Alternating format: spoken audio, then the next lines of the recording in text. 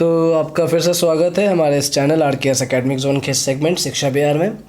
तो class 10th के जितने भी स्टूडेंट्स हैं, आज हम अपना नेक्स्ट चैप्टर यानी वंस अपॉन अ टाइम जो है आपका 6th चैप्टर उसे स्टार्ट करेंगे।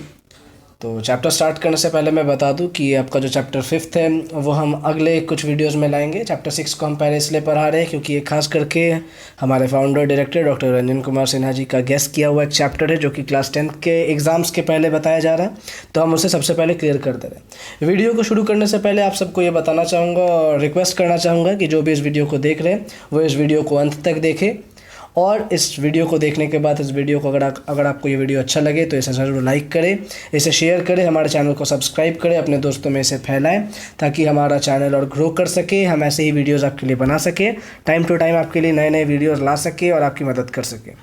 चैप्टर पढ़ने के दौरान कहीं भी अगर आपको समझने में कोई भी लाइन, कोई भी पैराग्राफ पर्टिकुलरली अगर आपको दिक्कत होता है तो आप कृपया कमेंट करें, कमेंट में हमें बताएं, हम आपके पास जल्द से जल्द उसका सॉल्यूशन लेके आएंगे। तो चलिए ये चैप्टर हम लोग शुरू करते हैं। चैप्टर का नाम है वंस अपॉन अ टाइम, जो कि लिखी गई है टॉनी मॉरिसन द्वारा। टॉनी मॉरिसन कौन है, उनके बारे में हम थोड़ा सा पढ़ लेते हैं। Toni Morrison was the 8th woman and the first black woman to receive the Nobel Prize in Literature in 1993. She also won the Pulitzer Prize for fiction. Her 7th and most recent novel, Paradise, was published early in 1998. Her speech, Once Upon a Time, wonderfully exhibits how the proper usage of language could bring about changes and big revolution in the world, and more so the immediate surrounding. This speech makes the point that language should be living and vibrant. Narratives have not only been entertaining, but also one of the principal ways of absorption of knowledge. There are antidotes which bring out the theme through the most simple form of expression and language. The given speech is a fine example of this. तो इस chapter की जो लेखिका है यानी Tony Morrison, वो क्या है, वो कौन है? वो 8th वुमेन है और पहली ब्लैक वुमेन है जिन्हें नोबेल प्राइज़ मिला था 1993 में लिटरेचर के क्षेत्र में। वो इसके अलावा पुलिट्ज़र प्राइज़ फॉर फ्रिक्शन भी जीत चुकी है। उनका जो 7th और सबसे जो रीसेंट नावल है वो है पैराडाइज, जो कि पब्लिश हुआ था 1958 साल में, 1998 में। और उन्होंने अपनी एक speech once upon a time में ये बहुत अच्छे से बताया। उन्होंने एक स्पीच दिया था वंस अपॉन अ टाइम जिसका शीर्षक था, और उसमें उन्होंने बहुत अच्छे से ये दर्शाया है कि कैसे केवल भाषा की मदद से दुनिया में बदलाव आ सकता है, हमारे आसपास के सराउंडिंग में बदलाव आ सकता है। ये स्पीच इस पॉइंट को बहुत क्लियर करता है कि जो हमारा भाषा है अगर वो लिविंग हो, वाइब्रेंट हो, उसमें अगर दम रहे तो उससे अच्छा खासा बदलाव आ सकता है, हम चीज़ों को समझ सकते हैं। जो नैरेटिव्स जो भी हम बोलते हैं have not only been entertaining, जो भी उन्होंने कहा है वो ना केवल इंटरटेनिंग रहे बट उसमें बहुत सारा एब्जॉर्प्शन, नॉलेज, ज्ञान की भी बहुत सारी बातें रही हैं। इसमें इस कहानी में कुछ किस्से हैं जो कि इस थीम को बाहर निकल आते हैं कि एक्सप्रेशन और लैंग्वेज की मदद से कोई भी व्यक्ति कैसे बात कर रहा है, कि उसका एक्सप्रेशन कैसा है, उसकी मदद से हम उसके बारे में जान सकते हैं। और ये एग्जाम्पल जो है, जो स्पीच हम पढ़ रहे हैं वो है कि बहुत फाइन एग्जाम्पल है इसके बारे में। तो चलिए इस चैप्टर को हम शुरू करते हैं। Once upon a time. Once upon a time, there was an old woman, blind but wise, or an old man, a guru perhaps soothing restless children. I have heard this story, or one exactly like it, in this lore of several cultures.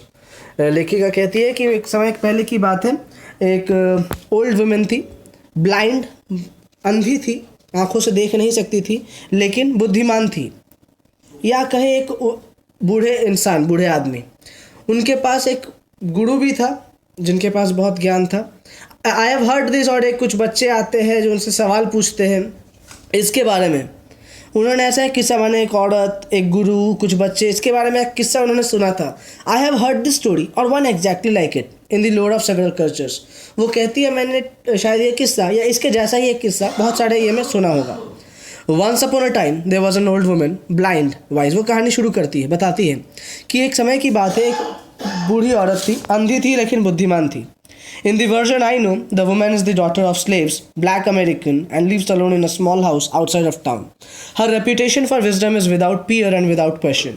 Among her people, she is both the law and its transgression. The honor she is paid and the awe in which she is held reach beyond her neighborhood to places far away, to the city where the intelligence of rural prophet is the source of much amusement.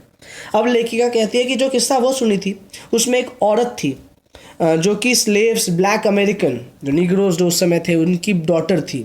वो शहर से बाहर एक छोटे से घर में रहती थी, लेकिन वो अपने ज्ञान के लिए बहुत प्रसिद्ध थी और उनके लोगों में वो बहुत ही मतलब ज्ञानी के तौर पे जानी जाती थी।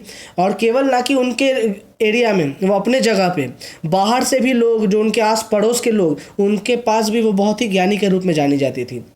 और इनफैक्ट जिस जगह पे मान लीजिए शहर में जो प्रॉफिट्स, जो ज्ञानी लोग होते हैं, जो महात्मा होते हैं, उनके साथ उनकी कंपैरिजन आती थी। One day, the woman is visited by some young people who seem bent on disproving her clairvoyance and showing her up for the fraud they believe she is. Their plan is simple. They enter her house and ask the one question, the answer to which rides solely on her difference from them. A difference they regard as a profoundly disability, her blindness. They stand before her and one of them says. तो एक दिन क्या हुआ, उस औरत के घर कुछ यंग लोग आए, कुछ जवान नौजवान आए और उनके मन में ये ख्याल था कि उसकी जो वो बुद्धि है उसको फ्रॉड प्रूफ करना है उन्हें। वो उस मन में विचार लेके आए थे। उनका बस एक ही प्लान था कि वो घर में जाएंगे और उनसे सवाल पूछेंगे जिसका उन्हें यकीन है कि वो जवाब नहीं दे पाएंगे, क्योंकि उसका वो जो प्रोफाउंड डिसेबिलिटी, उनकी जो वो डिसेबिलिटी, जो उनमें वो जो कमी है, वो जो ब्लाइंड है, अंधी है, देख नहीं सकती, उसके रिगार्डिंग एक प्रश्न पूछेंगे। तो old woman, I hold in my hand a bird, tell me whether it is living और डेड। तो उनमें से एक ही पूछता है कि उस औरत से कि बताओ मेरे हाथ में जो पक्षी है वो जिंदा है या मरा हुआ है। She does not answer and the question is repeated, is the bird I am holding living और dead? She still does not answer. She is blind and cannot see her visitors, let alone what is in their hands. She does not know their color, gender or homeland. She only knows their motive. वो वहाँ पे फ़िलहाल वो सवाल सुनती है। वो लोग फिर से पूछते हैं कि क्या वो पक्षी जो उन्होंने पकड़ा हुआ है वो ज़िंदा है या मरा हुआ है। फिर भी वो जवाब नहीं देती है, क्योंकि वो अंधी है। वो ना उस पक्षी को देख सकती है जो उनके हाथों में पड़ा हुआ है, ना उन विजिटर्स को देख सकती है, ना उनके रंग, ना उनके जेंडर, ना उनका घर, किसी के बारे में वो समझ सकती है। वो केवल एक चीज़ जानती है कि उनका मोटिव क्या है। The old woman's silence is so long, the young people have trouble holding their laughter. वो जो औरत थी वो बहुत ज़्यादा शांत थी, उसको कुछ समझ नहीं आया, वो क्या बोले, चुपचाप खड़ी थी। और ये देख के वह जो नौजवान जो आए थे वो अपनी हंसी रोक नहीं पाए। Finally she speaks and her voice is soft but stern. I don't know, she says. I don't know whether the bird you are holding is dead or alive, but what I do know is that it is in your hands. It is in your hands. वो बोलती है बहुत ही आराम से, बहुत ही stern होके कि मुझे पता नहीं कि ये जो पक्षी तुम पकड़े हुए हो ये मरा हुआ या जिंदा है, but what I do know is that it is in your hands, वो तुम्हारे हाथ में है। For parading their power and her helplessness the young visitors are reprimanded, told they are responsible not only for the act of mockery but also for the small bundle of life sacrifice to achieve its aim. The blind woman shifts attention away from the assertion of power to the instrument through which that the power is exercised. अचानक से वो जो किस्सा था, वो औरत अपने बात के माध्यम से वो बताती है उन यंग विजिटर्स को कि जो तुम काम करो, चाहे वो उसकी बात से समझ आता है, जो जैसे उन्होंने कहा कि जो है वो तुम्हारे हाथ में है, मुझे नहीं पता ये जिंदा है या मरा हुआ, लेकिन जो है तुम्हारे हाथ में है। तो इसका वो बात सुन के वो जो यंग विजिटर्स आए हैं वो उसको मतलब वो अपने आप को इसके रिस्पॉन्सिबल महसूस करते, वो सोचते हैं कि हाँ वो गुनहगार है, उन्होंने उस एक्ट ऑफ मॉकरी, वो मजाक करने का जो ये किया, जो वो मजाक कर रहे थे, या वो जो ज़िंदगी उनके हाथों में थी उसके लिए, उसका जीना मरना उनके हाथ में था। तो उस जो ब्लाइंड वुमेन जो थी उसने वो अटेंशन, जो assertions of power to the instrument through which that the power is exercise, वो जो उन्होंने अपना जो वो उस पर अपना रौब दिखाने आए थे, उस चीज़ को उन्होंने बदल दिया। Speculation on what, other than its own frail body, that bird in the hand might signify has always been attractive to me, but especially so now, thinking as I have been about to work, I do that has brought me to this company. So I chose to read the bird as language and the woman as a practiced writer.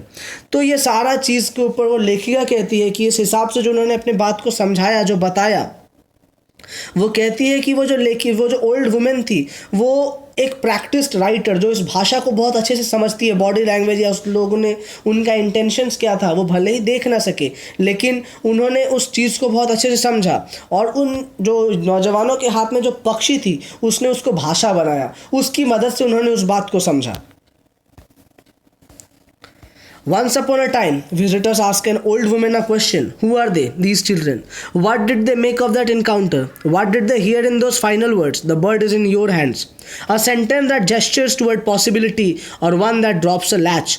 Perhaps what the children heard was, it is not my problem. I am old, female, black, blind. What wisdom I have now is in knowing I cannot help you. The future of language is yours.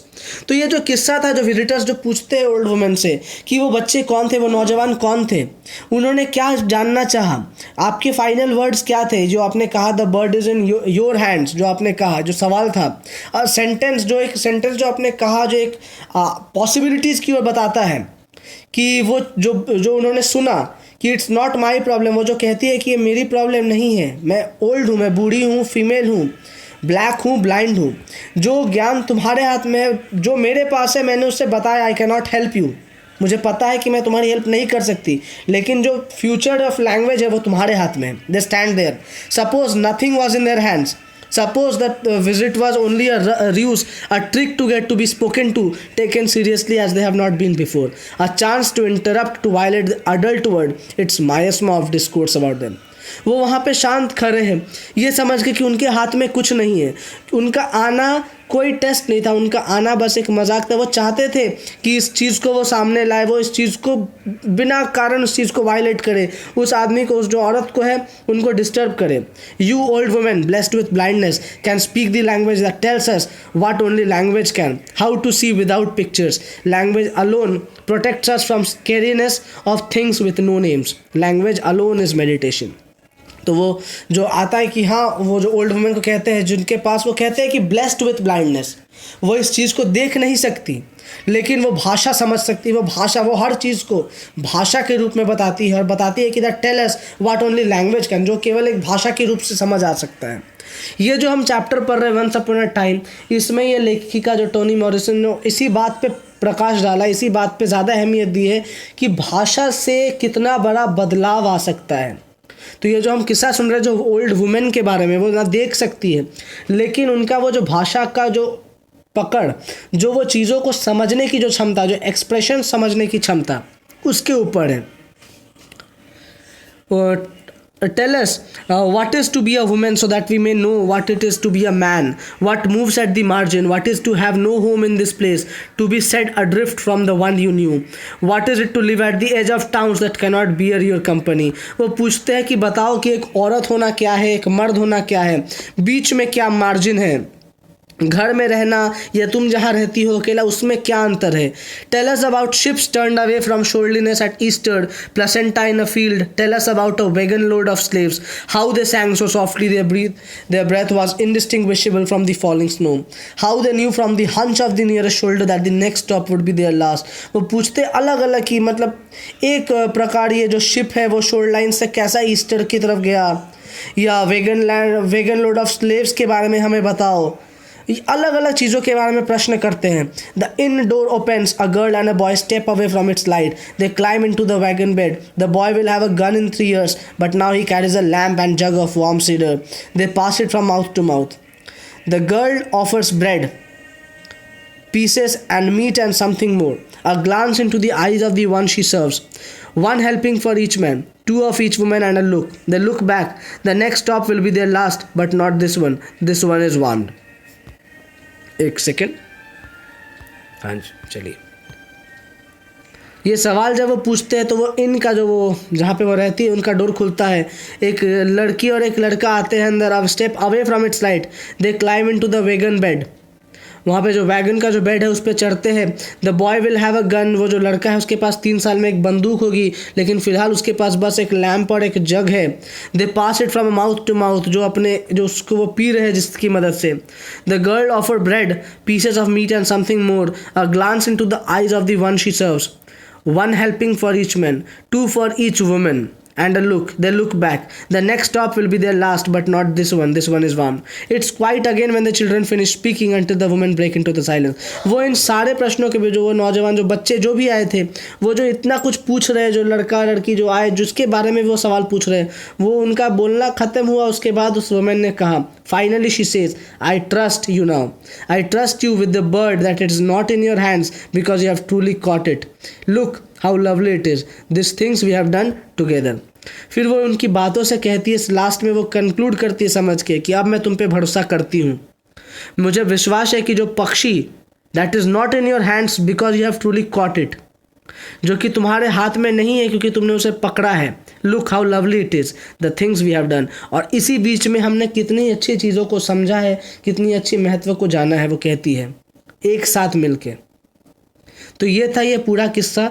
इस किस्से में से जो भी ये chapter हमने पढ़ा once upon a time, इसका मेन उद्देश्य यही था जो लेखिका बताना चाहिए, जो टॉम मॉरिसन बताना चाहिए कि कैसे लैंग्वेज की मदद से जो आप कहते हैं, जो एक्सप्रेशंस आपके होते हैं, उसकी मदद से कितना बड़ा बदलाव आ सकता है।